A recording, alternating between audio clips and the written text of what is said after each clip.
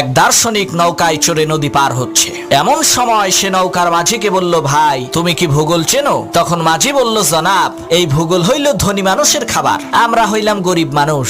ভূগোলের মতো এত দামি জিনিস খাওয়া তো দূরের কথা, জীবনে ভূগোল চোখেও দেখি নাই। মাঝির এই কথা শুনে সেই দার্শনিক বলল, বেটা বেকুব, ভূগোল কি খায় নাকি? তুমি এখনো ভূগোল চেনো না? তোমার তো জীবনের 6 আনাই শেষ।